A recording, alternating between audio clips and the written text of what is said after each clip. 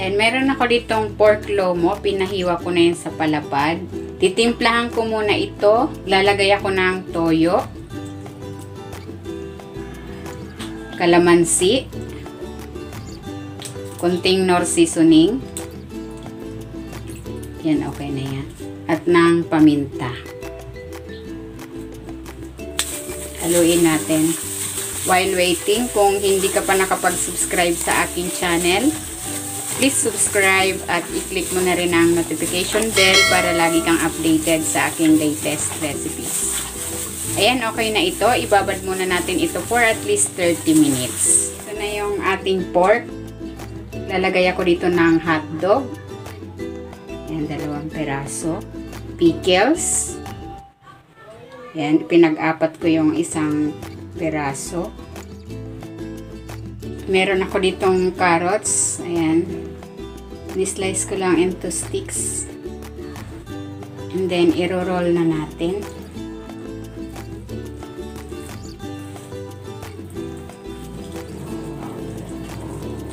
Ayan.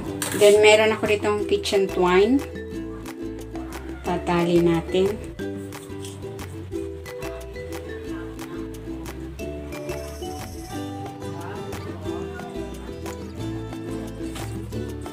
Ikutin ko lang to para isang putol lang mamaya.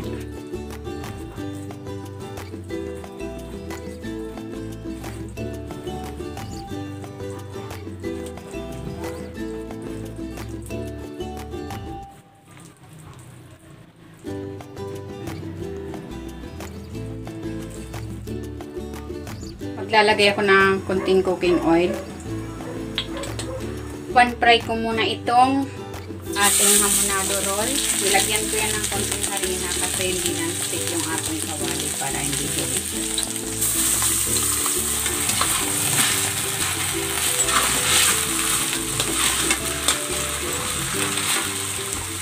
Ayan, okay na yung ating pork. Maglalagay ako dito ng toyo,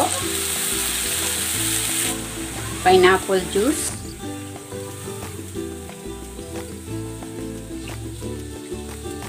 ito yung pinagbabaran kanina, ilalagay ko na rin dyan, brown sugar, bawang, laurel, cinnamon bark. Maglalagay din ako ng seasoning.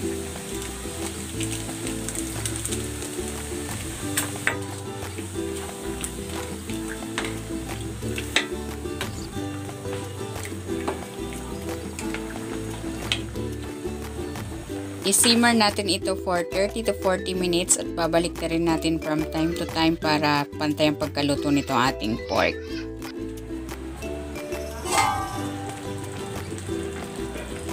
Ayan, ito na yung ating pork hamonado.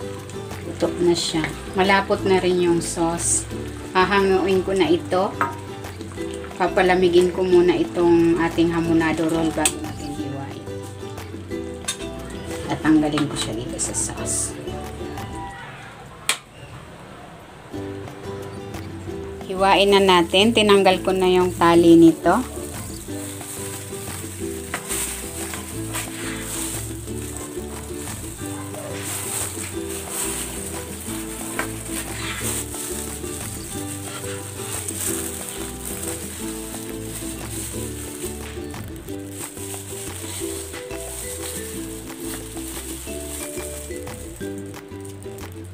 Lagyan natin ang sauce.